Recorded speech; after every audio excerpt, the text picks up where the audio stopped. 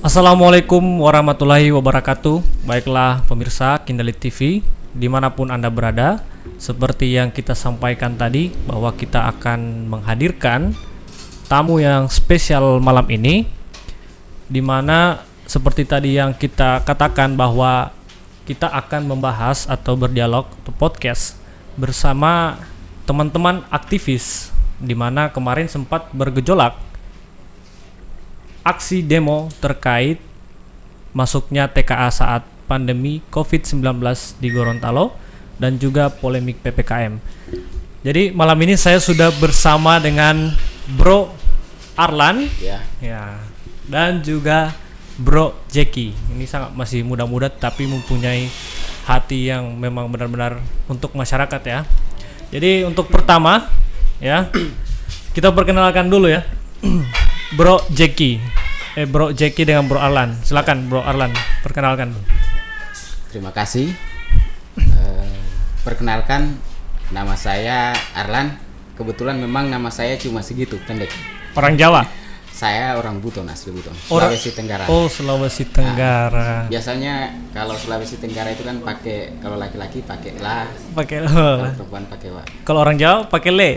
Dia tuh le. Ya, Jadi asli dari Buton. Asli dari Buton. Jadi tidak, namanya memang cuma Arlan. Iya. Untuk sekarang fokusnya? Sekarang aktivitasnya itu kalau di luar organisasi, kebetulan saya juga seorang jurnalis wartawan di salah satu media nasional. Mantap. Media Indonews. Mantap. Kalau organisasi kita juga bergelut di ESI provinsi, e-sport. E-sport. E-sport PUBG, ML ini. PUBG, ML. Kemarin kita sempat mengadakan pertandingan ya. Turnamen. Turnamen Bayangkara e-sport. Wow, mantap, keren. Luar biasa. Oke, selanjutnya dengan Bro. Oke. Saya akrabnya disapa oleh teman-teman itu Jack. Bung Jack. Oke. Teman saya yang sering panggil. Oke, familiar ya nama. Iya. Nama pasaran. Oke, selanjutnya Bung Jack. Nama lengkapnya? Iya, saya nama lengkapnya Zakaria. Cuma itu, tidak ada marga dan seterusnya. Orang Jawa lagi? Bukan. Saya juga keturunan Buton. Wow, masih saudara ini berarti saudara. Oh, luar biasa ya, Sulawesi Tenggara. Iya, Bapak Sulawesi Tenggara kebetulan di Buton. Oh, ibu orang sih? Tidak juga. Oh, jadi blaster, tidak blaster juga? Iya, blasteran. Blasteran ya. Oh, siap. Oke, itu tadi perkenalan ya bersama Bro Arlan dan juga Bro Jeki atau Bung Jack ya. Asik. Oke, baiklah pemirsa. Pada hari Senin tanggal 26 Juli 2021 itu kemarin ada aksi demo terkait polemik PPKM dan juga masuknya TKA atau tenaga kerja asing ke Provinsi Gorontalo selama masa pandemi COVID-19. Itu pada saat masa PPKM Gorontalo atau enggak? Iya, PPKM diberlakukan. Jadi pada saat PPKM sedang diberlakukan, ada tenaga kerja asing masuk, benar ya? Iya, benar. Benar ya? Oh. Itu dapat infonya dari mana? Soal kedatangan 6 TKA itu kebetulan kan ada teman-teman juga yang kadang standby di bandara. Dan bertemu dengan 6 orang TKA itu. Iya. Nah, maka diliputlah, kemudian disampaikan kepada kami bahwa ini di tengah pandemi kok ada TKA yang masuk. Aturannya seperti apa sebenarnya? Nah, itu jadi pertanyaan kalian. Nah, selanjutnya? Makanya itu jadi polemik buat kami. Kehadiran 6 TKA itu setelah kami telusuri kedatangannya di sini, mereka datang bekerja di salah satu perusahaan yang ada di Provinsi Gorontalo. Cuman yang jadi persoalan, kemudian kita dapat informasi bahwa TKA ini datang dengan menggunakan visa kunjungan. Sementara visa kunjungan, visa liburan ya? Visa liburan, bukan visa untuk kerja. Visa kerja. Kan beda ya?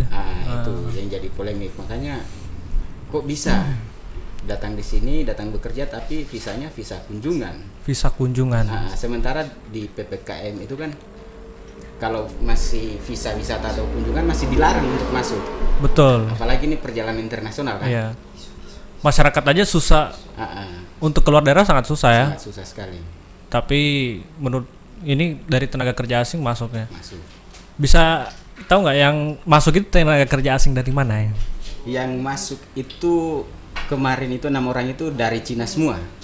Dari Cina semua ya? Ada kok, kita dikirim foto-fotonya sama apa paspornya, nama-namanya itu. Ada. Paspornya itu ada, tapi tulisannya tulisan Cina kan. Jadi agak susah kita bacanya. Bukan agak susah, memang tidak tahu. Tidak tahu ya. Cingpai lah gitu. Emang ya. Terus selanjutnya menurut Bang Arlan sendiri sebagai aktivis itu seperti apa pandangannya Bang Arlan pribadi?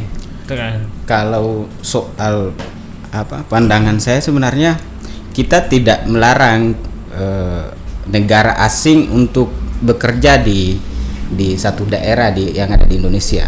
Hanya saja memang harusnya hadirnya investasi di satu daerah itu berpihak kepada masyarakat lokal dulu.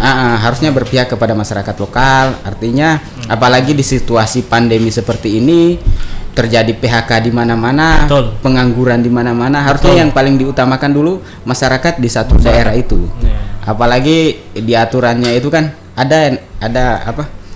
Permenaker, peraturan ketenaga kerjaan yang terbaru nomor 8 tahun 2001 itu ya TKA yang datang bekerja itu harusnya tenaga ahli. Tenaga ahli, berarti tenaga ahli itu yang bersertifikat. Ya, harusnya tenaga ahli. Dokumennya pasti lengkap. Dia misalnya bekerja di satu perusahaan. Dia di bagian apa perusahaan itu? Dia ahli di bidang apa? Kemudian juga disebutkan di undang-undang itu bahwa tenaga ahli itu harus didampingi TKL, tenaga kerja lokal, ada pendampingan. Jadi fungsi pendampingan itu nanti ada transfer knowledge, ada transfer ilmu pengetahuan ke TKL tadi itu. Betul. Karena setelah selesai pembangunan, maka yang bekerja tadi itu adalah si pendamping itu. Yang lokal itu. Masyarakat itu yang lokal yang akan diuntungkan. Kemudian TKA-nya pulang. Gitu. Kalau dari Bung Jack sendiri, bagaimana pendapat Anda terkait di masa pandemi ini tenaga kerja asing bisa? Baik, pada prinsipnya ya, saya secara pribadi maupun secara organisatoris, karena selain secara pribadi kita merasa terpanggil dengan hal semacam ini, secara organisatoris saya juga memimpin organisasi. Betul.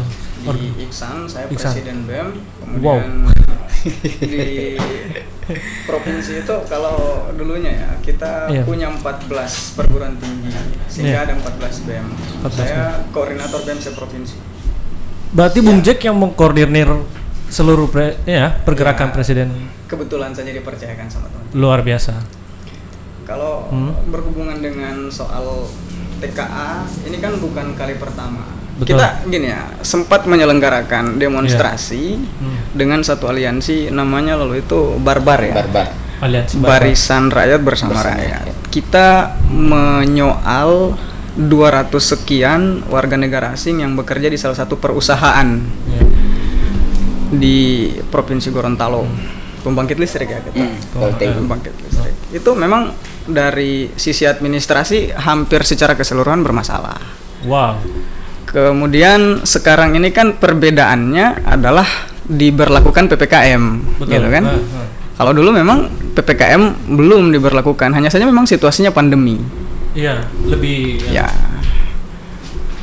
6 orang warga negara asing yang datang ke Gorontalo ya seperti disampaikan tadi, pasportnya itu jelas semua, terkonfirmasi ke kita. Pandangan saya secara pribadi maupun secara organisatoris, kita ini anak-anak bangsa yang seolah-olah diperlakukan sebagai anak tiri di negeri sendiri. Ini masalahnya. Langsung merinding gitu dah. Langsung merinding dah pada dengar. Di situ soal mendasarnya. Pandemi Covid-19, PPKM, semua aktivitas dibatasi dengan regulasi inilah itulah. Kok warga negara asing seenak-enaknya yang masuk ke Provinsi Gorontalo.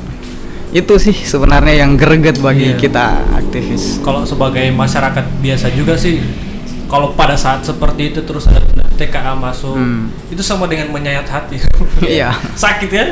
Sakit. Apalagi kan tambah pengangguran. Iya. Kita tidak dapat kerja baru. Kan seperti itu. Jadi seperti itu. Nah, itu yang menjadi dasar dari Bro Arlan dan juga Bang Jeki ini untuk melakukan aksi demo pada 26 Juli kemarin ya, hari Senin ya. Ya. Jam berapa itu pada saat mulai aksi? Kita kemarin itu hari Senin kan? Senin. Kita berkumpul itu sekitaran jam 10. Tapi turun aksinya setelah sholat zuhur. Setelah sholat. Tapi sebelum sholat zuhur itu kebetulan teman-teman dari kepolisian koordinasi bahwasanya kalau bisa sebelum aksi kita lakukan rapid dulu. Rapid. Nah, berarti di rapid semua masa aksinya di rapid ya? Enggak. Beberapa perwakilan pimpinan masa aksi.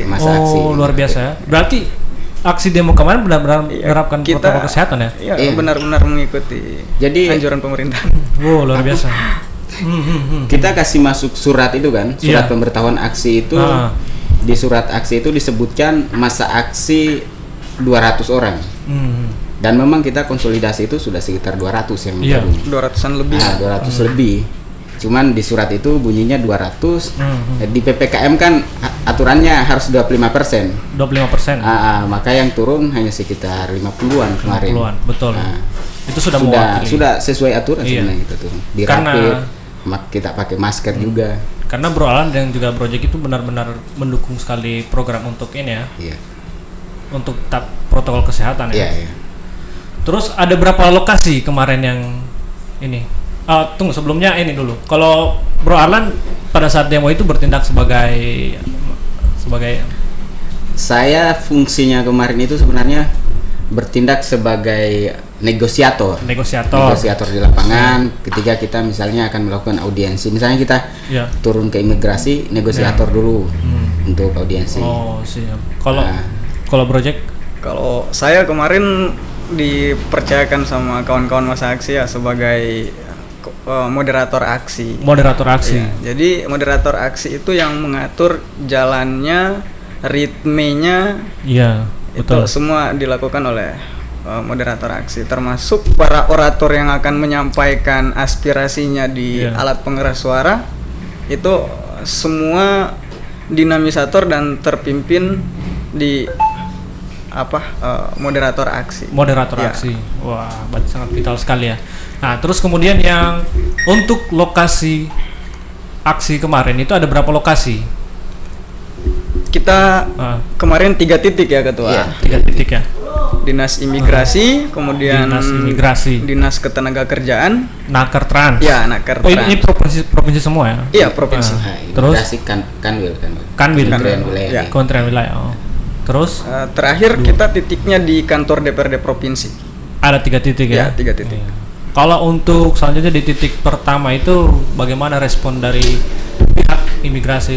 Mungkin kita dulu ya sebentar. Saya punya catatan sendiri. Pada saat kita tiba di titik lokasi pertama di Kanwil Imigrasi, kebetulan teman-teman masih menyampaikan orasinya masing-masing kan, masing-masing orator menyampaikan persoalan-persoalan.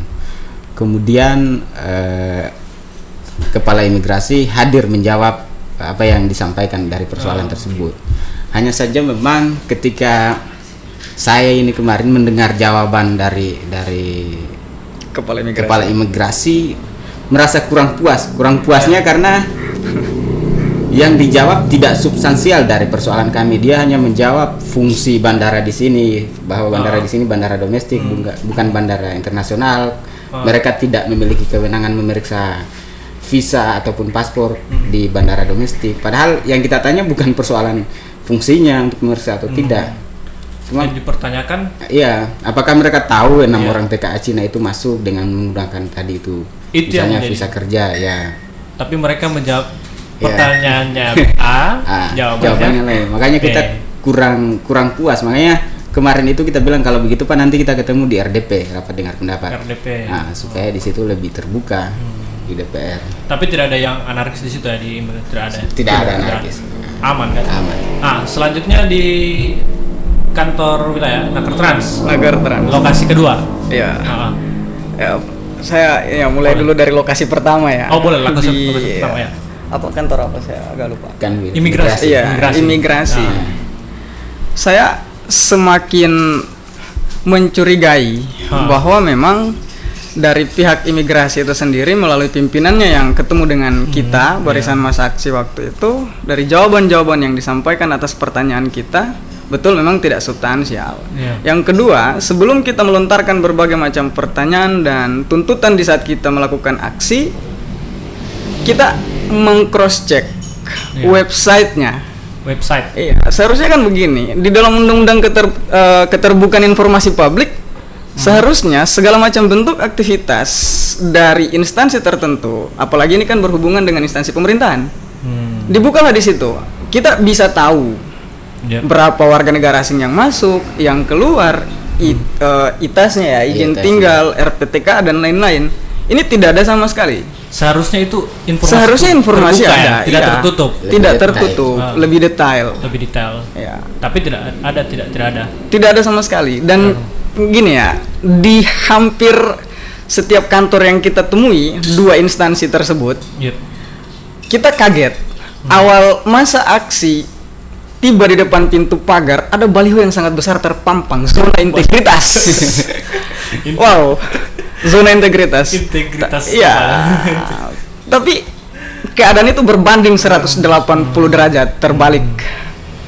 Tidak ada integritas yang kita dapat perhatikan. Jadi lokasi pertama kurang puas. Iya. Kita agak lama baru ketua kepala imigrasi mau untuk bertemu dengan kita ya. Boleh berapa jam di situ di imigrasi? Sekitar hampir setengah jaman lah ketua ya. Setengah jam, lumayan lama ya, panas terik matahari ya. Iya. Selanjutnya lokasi kedua kita ke Disnaker Trans Provinsi Gorontalo. Di situ kebetulan ada yang jaga di muka pagar, itu dikawal sama pihak kepolisian ya. Sudah pengamanan. Sempat dikawal. Kita menyampaikan orasi, kemudian kepala dinas ini keluar. Di situ juga sebenarnya terpampang baliho tadi zona integritas. Cuman anehnya kita lihat yang keluar cuma kepala dinas, berarti ini anak buahnya di dalam tidak punya integritas. Masa dibiarkan berpanas-panasan kepala dinasnya sementara pegawainya cuma di dalam. Responnya dia bilang kalau di RDP dia akan tunjukkan RPTK. Yang paling inti itu kan soal tenaga kerja ini, kan ada rencana pengadaan tenaga kerja asing, itu RPTK. Rencana pengadaan tenaga kerja asing. Itu diadakan oleh satu perusahaan, misalnya GLP, itu GLP yang mengadakan itu untuk bekerja di PLTU. Itu per RPTK-nya itu per tahun atau RPTK-nya itu sesuai di RPTK itu kan dijelaskan dia akan bekerja, dia ahlinya di mana, kemudian penempatannya di mana, disampaikan, dijelaskan di RPTK itu ada rencana penggunaannya, kemudian disetujui oleh kementerian.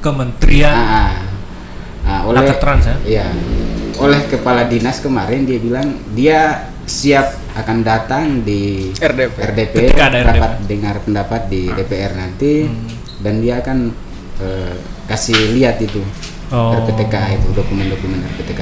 Jadi dia belum memunculkan dokumen-dokumen itu nanti pada saat RDP. Itu di lokasi kedua bagaimana responnya? Puas? Lokasi kedua itu hampir ricu ya kemarin.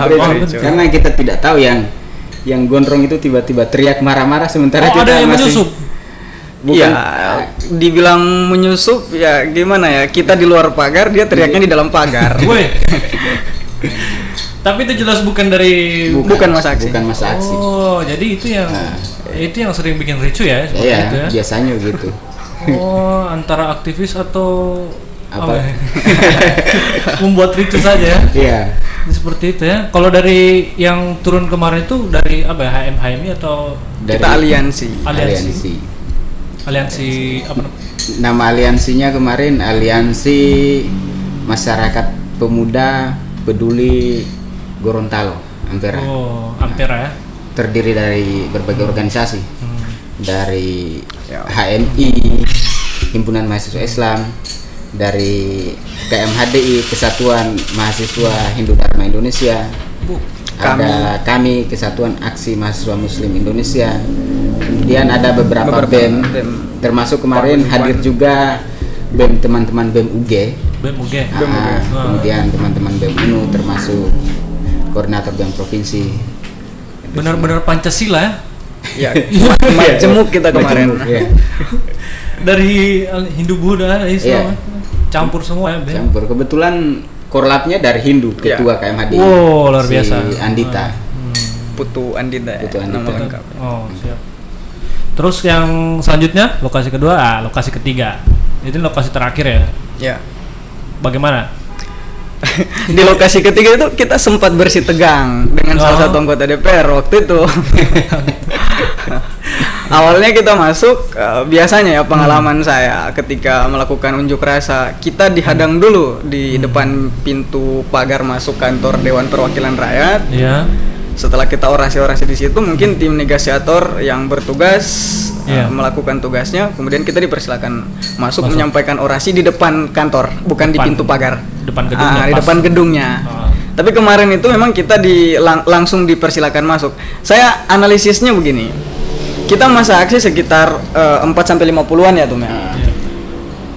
Satpol PP 2 kali lipat dibanding jumlah kita. Wow. Aparat kepolisian ya boleh dibilang hampir 2 kali lipat juga. Yeah. Jadi memang betul-betul kita merasa terjagai waktu itu. Yeah. Hanya saja memang ada bersih tegang ya ketua. Yeah. Bersih tegang ya. Ya dengan salah satu oknum anggota DPR. Iya. Dari responnya dari mereka bagaimana? Itu yang kita kok merasa kayak semacam menyayangkan juga. Memang kita paham bahwa ada hal yang diperintahkan secara nasional sehingga daerah memang tidak bisa berbuat banyak. Misalnya 6 orang WNA ini ya, TKI ini yang masuk TKA maksudnya. TKA yang masuk ke Gorontalo. Dari jawaban imigrasi ya tuh.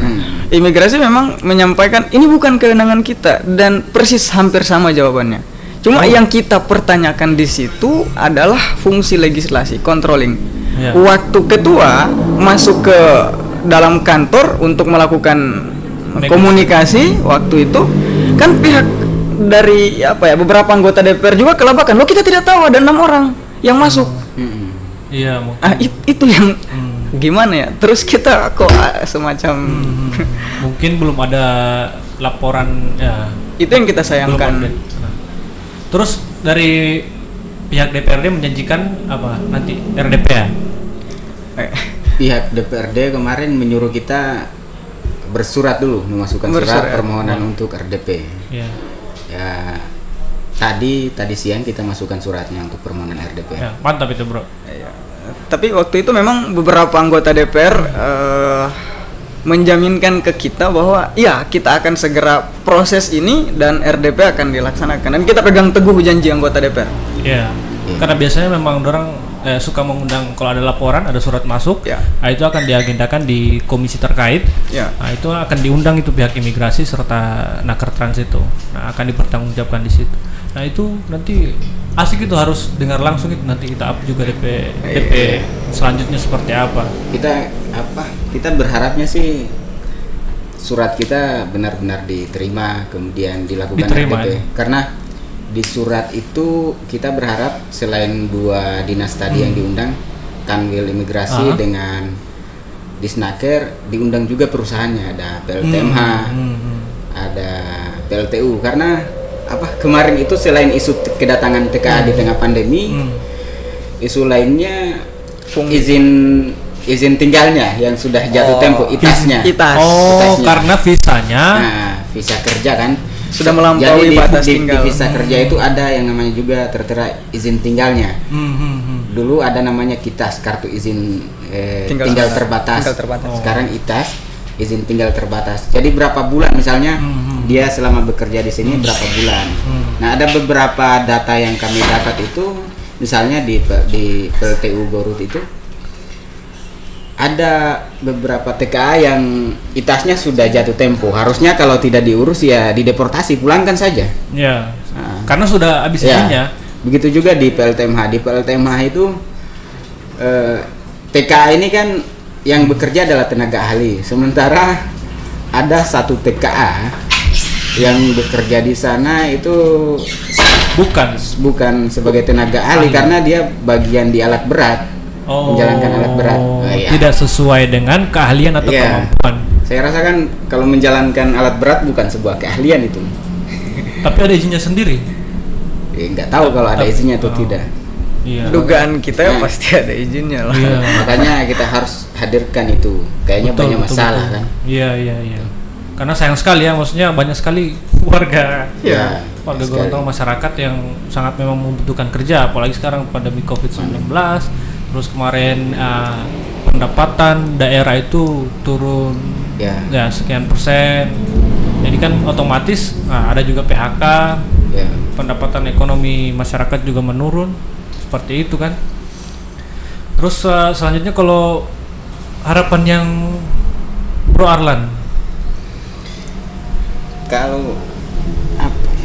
kalau soal harapan nih, bicara harapan kita di tengah pandemi seperti ini, yang paling utama kita berharapnya situasi ini cepat selesai. Betul. Hanya memang kita juga berharap pemerintah dalam menekan angka laju pertumbuhan COVID-19 harusnya mereka lebih humanis. Mereka lakukan langkah-langkah persuasif dan lebih humanis, tidak boleh arogan. Betul. Tidak boleh main angkut saja. Langsung angkut dagangan datang dengan secara emosional. Karena kita juga di tengah pandemi begini, selain tekanan ekonomi, secara psikologis juga kita tertekan. Misalnya kebutuhan hidup sehari-hari, kebutuhan keluarga, menafkahi keluarga, pasti ada tekanan di situ. Maka ketika dari Satgas datang secara tidak persuasif, tidak humanis, maka kita juga akan emosi menjawab itu. Di tengah pandemi begini, apalagi kondisi Gorontalo, kita berharap bukan hanya sekedar dari PPKM ke PPKM selanjutnya, dari level 1 ke level selanjutnya, harus ada evaluasi sudah sejauh mana sebenarnya keberhasilan PPKM ini. Karena kalau tidak akan menimbulkan ketidakpercayaan masyarakat terhadap pemerintah dalam menekan angka COVID ini. Karena kita tidak tahu evaluasinya seperti apa sekarang. Betul. Itu juga sih. Kalau dari Project, saya kira begini, harapan yang pertama ya. Iya. Pemerintah provinsi, kota maupun kabupaten tidak ikut-ikutan seperti provinsi-provinsi lain. Artinya apa? Memang harus betul-betul memperhatikan fakta-fakta di lapangan. Jangan karena ibu kota Jakarta, kota-kota besar lainnya itu mengadakan pembatasan ini PPKM, kemudian Gorontalo pun ikut-ikutan. Namun fakta di lapangan ini kan rakyat yang menjerit. Betul. Banyak coba kita saksikan fakta di lapangannya, warkop yang tutup. Betul. Coba kalau kita mau terus terang tanya pendapatan sebelum diberlakukan PPKM atau sebelum COVID-19, pasti jauh dibanding dengan hari ini. Itu masalahnya. Belum lagi pedagang-pedagang yang kaki lima dan seterusnya. Artinya apa?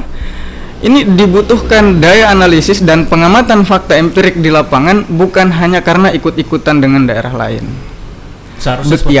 Betul bahwa namanya pemerintah di mana-mana mencari trust, kepercayaan masyarakat. Ya, demi elektabilitas. Kira-kira begitu. Betul sekali. Jangan sampai yang terjadi adalah public distrust. Ketidakpercayaan publik terhadap segala macam bentuk aturan ataupun kebijakan yang dilakukan oleh pemerintah baik provinsi maupun kabupaten kota. Itu.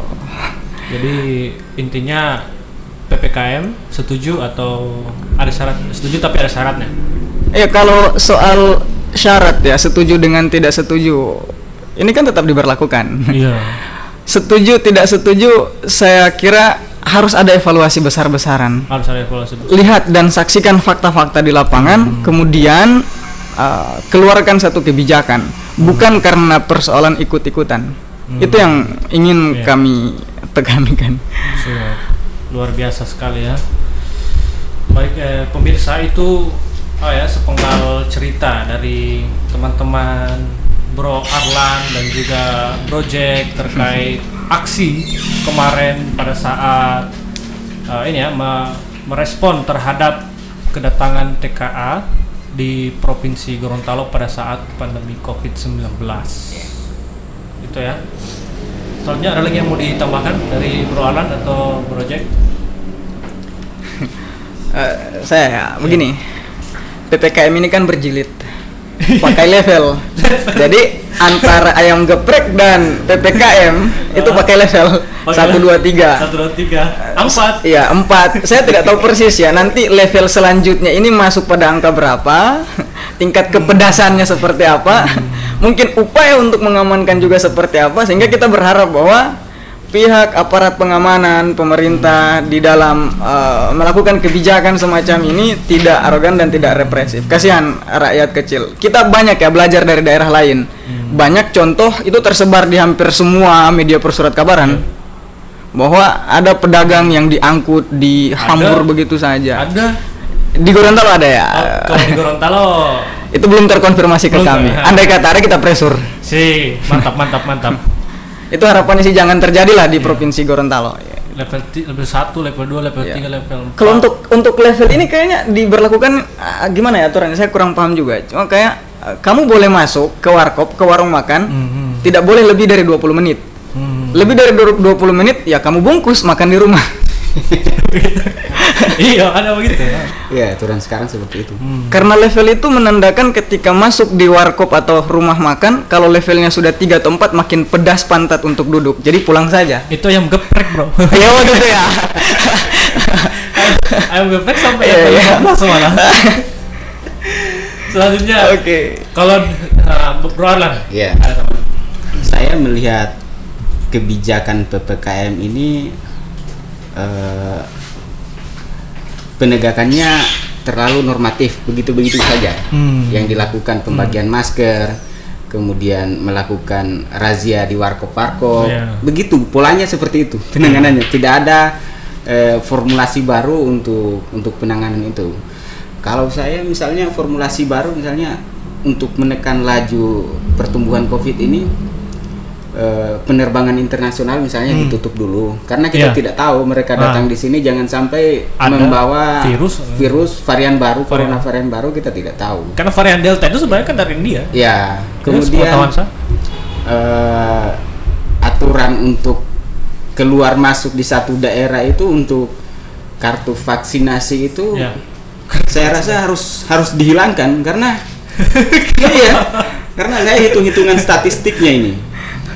Data penduduk warga negara Indonesia itu ada sekitar 280 jutaan ya. Sementara vaksin yang tersedia sekitar 80-an atau 80 ribu. Iya, 80 jutaan kayaknya. Jadi jika dibandingkan dengan 200 tadi hanya sedikit yang mendapatkan vaksinasi. Maka ketika melihat data statistiknya itu ya tidak adil saja kalau kita misalnya harus keluar satu daerah harus divaksin dulu, kemudian harus ada kartu vaksin. Perbandingan antara vaksin dan jumlah masyarakat tidak balance. Iya, tidak balance, jauh sekali. Tidak sampai 50% kalau misalkan kesediaan vaksin hanya 80 juta, sementara penduduk Indonesia sekitar 200 juta lebih, seperti itu. Kalau misalnya aturannya harus rapid atau swab ya, kita oke saja lah, silakan, tidak apa-apa, itu wajib itu supaya memang untuk menekan itu tadi. Kemudian soal TKA, kita berharap pihak DPR memang menerima kita untuk melakukan RDP, rapat dengar pendapat tentang soal TKA ini. Karena dengan melakukan RDP ya mereka berpihak kepada masyarakat. Betul. Investasinya mereka berpihak kepada masyarakat.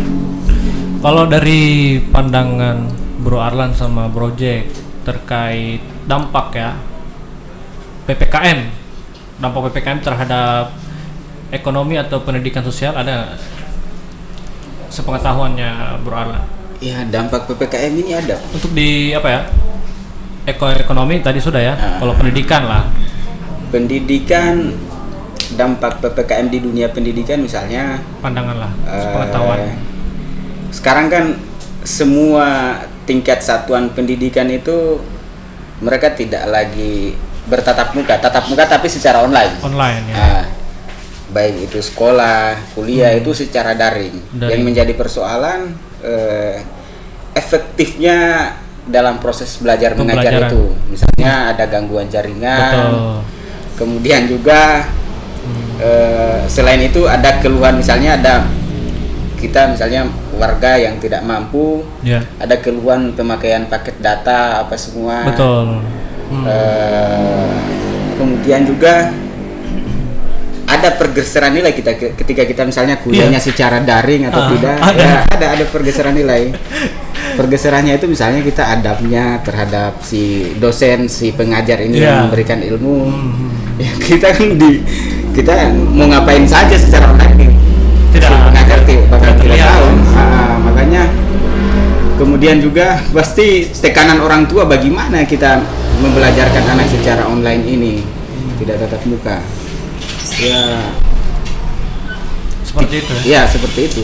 Kalau dari project gini ya, secara terus terang ini kan kita mau membahasnya dalam kategori spesifikasi. Iya. Baik dari ekonomi, pendidikan maupun kesehatan. Ya, tadi ekonomi mungkin ya kita sudah sentil dari sisi pendidikan ya. Iya. Memang kalau efektif tidak efektif tinggal bagaimana cara pengelolaannya. Tapi ada variabel yang paling mendukung bagaimana kita bisa terkoneksi. Itu tentu berhubungan dengan jaringan. Jaringan membutuhkan kartu pulsa, gitu kan. Tambahan pengeluaran lagi. Tambahan pengeluaran lagi.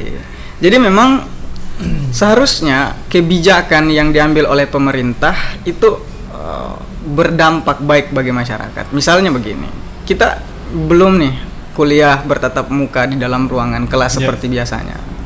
Kita masih sistemnya daring. Kalau saya perhatikan kayaknya ya di beberapa kampus di Provinsi Gorontalo ada yang malu-malu kucing. Ada yang semi tatap mukanya nanti jam kuliah, setelah itu dibubarkan, pulang dengan tertib.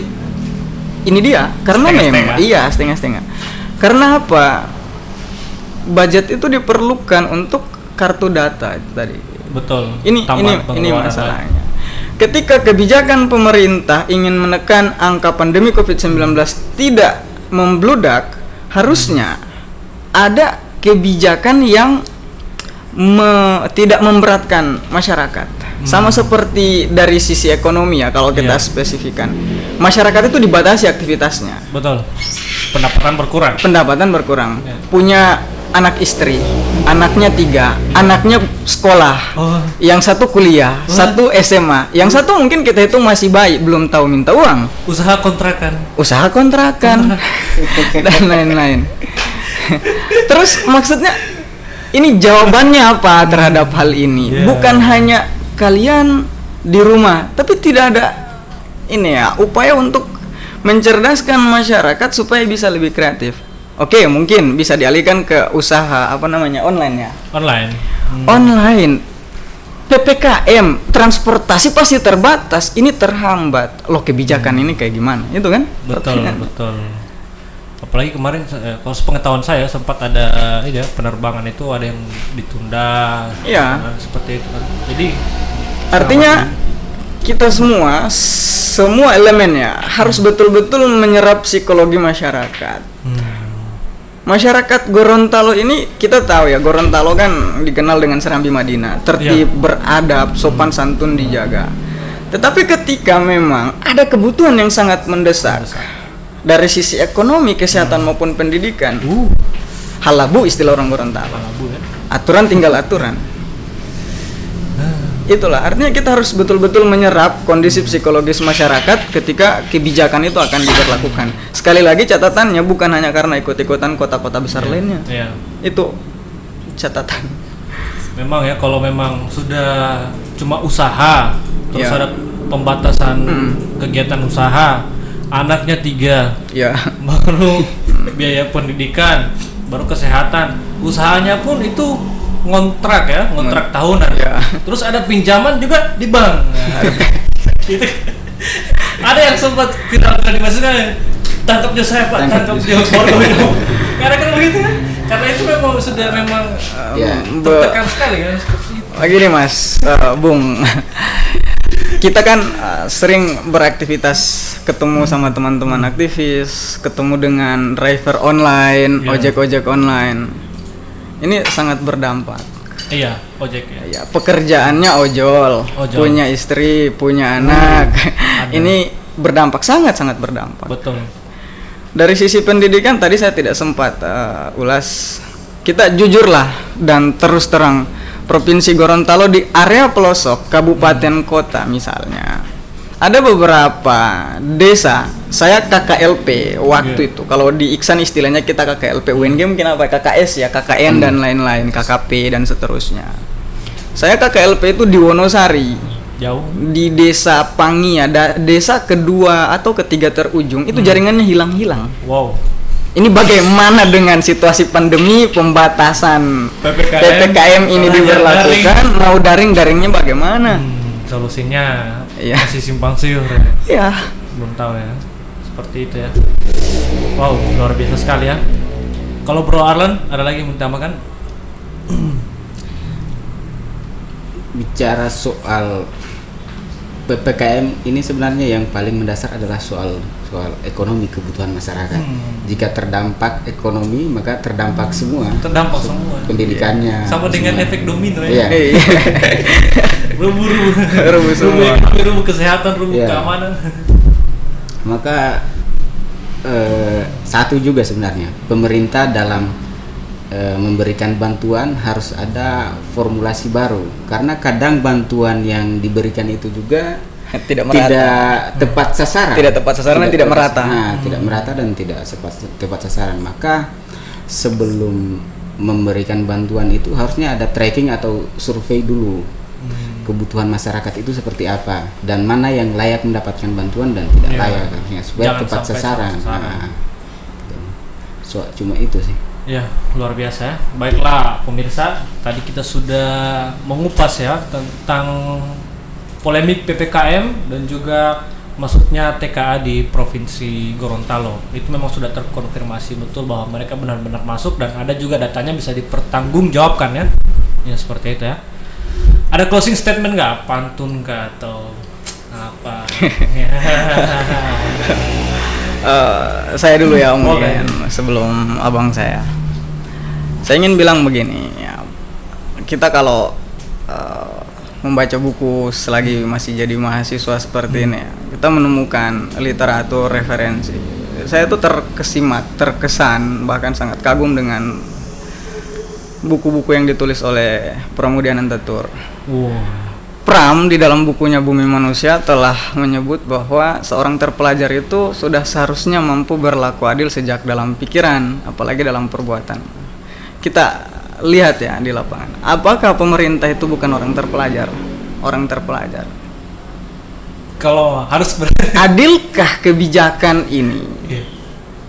Itu asalnya. Terakhir mungkin begini. Ada guyonan-guyonan di tengah-tengah ketegangan situasi pandemi, PPKM dan seterusnya.